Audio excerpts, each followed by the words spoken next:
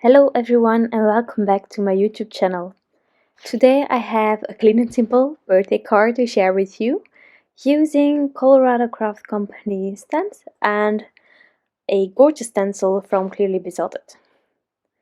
First of all, the stamp set that I'm featuring today is the Dream Big Mini from the Colorado Craft Company. It's adorable. I have a soft spot for these kind of images from Anita Jerem.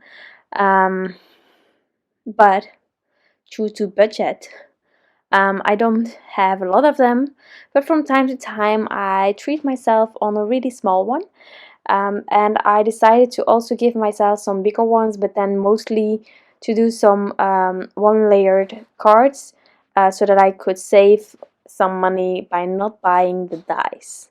But therefore I prefer bigger stamps so that I sort of have a complete scenery just by one-time stamping and I don't need to add a lot of things myself. But in this case, one tiny stamp. I have an A2 size panel and I'm using some line coloring ink just to stamp out my stamp where I'm going to add it later on. Later on I will stamp it with black ink on top of some other paper and then use my Copics to color it in. But I sort of needed a guideline for my background. As you probably saw in the beginning and before you tapped on top of this video, I am going to create a nice guide scene. It has been a while. And as you probably also know is that I really love limiting myself to a smaller area by using a stencil. So therefore I took this one. It's the Splat stencil from Clearly Besotted. An amazing stencil. As you can see, there is another sort of stencil area as well where you can sort of do dripping paint or anything like that.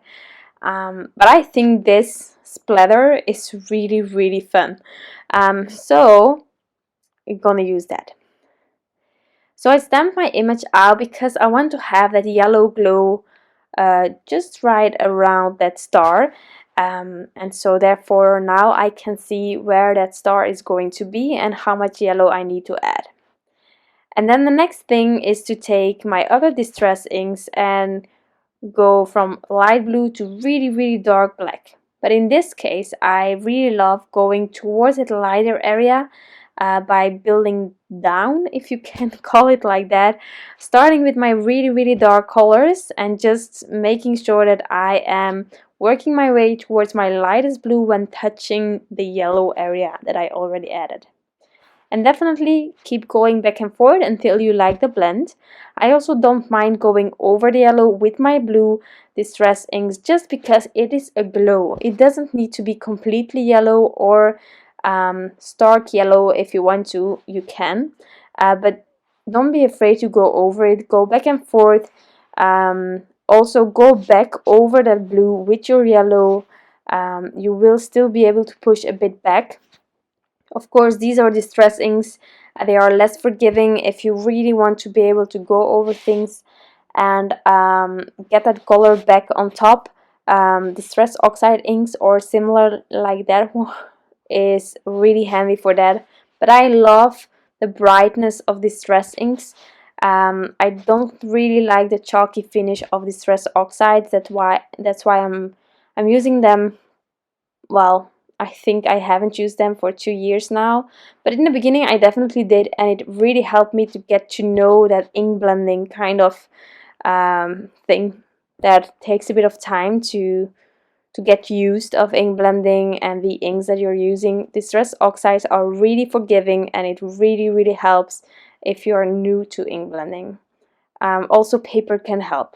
Definitely if you don't like the oxide you can always also use distress, but if you have difficulties on some papers, there are papers that will keep that ink a bit wet or longer, like Strathmore Bristol Smooth, for example. That's also really handy to get to know the ink blending process with distress inks. Now, as I'm happy with my background, I also did some splatters with some gouache. I'm going to color my image now. I also wanted to have a bit of a glow on the, it's not a mouse, I know it's a rat. Yes. I love these. I don't like seeing them in reality. It's like the mice from L'Enfant. But these are adorable and they're really fluffy and cute and simple. Everything I like. So I also go with my yellow a bit on top of the red. Now I wanted to make it gray, and I haven't had a lot of experience using that yellow glow with gray, so it didn't go as smoothly as I would have wanted it to, just because I used really dark gray markers. So if you want to have it a bit easier, I would go for a bit of a lighter gray combination if you can, depending on the markers that you might have. I would definitely, well, I would next time I would use W4, 3, and 1. Something that I really like doing to get some of some contrast in my markers for my combination is to skip one if I can. So for example, not all numbers are logical. I will just say that there is a reasoning behind the numbers. I cannot comprehend it, but for example, in the warm gray markers or the neutrals in general, you have practically 10 colors, like warm gray 10 just until 0, so it's 11. And there I love skipping 1 between my darkest and my mid-tone. For example, here I use W6, W4, W3. And this way I have quite a lot of contrast in my darkest towards those others. Another thing that I would do is W4, W2, W1. You see, always skip 1, depending on what you have. If you, for example, only have W6 and you have W3, you don't have anything in between, it is a big gap, do the tip to tip as your third mid-tone color.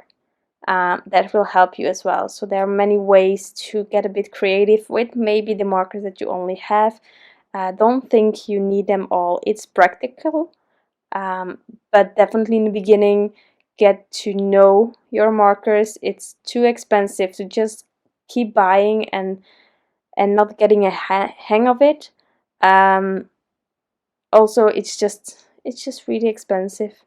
Treat yourself with an extra stamp set if you can, by just trying to find ways to add one marker to your marker combination and having different combos that way.